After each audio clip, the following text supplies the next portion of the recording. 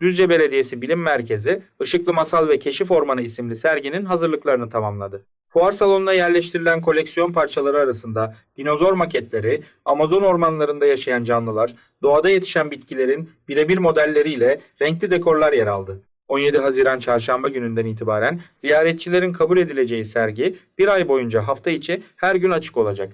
Ücretsiz olarak açılan sergiyi gezmek isteyenler ayrıntılı bilgi almak için 380 502 287 numaralı hat üzerinden Düzce Belediyesi Bilim Merkezi'ne ulaşabilir.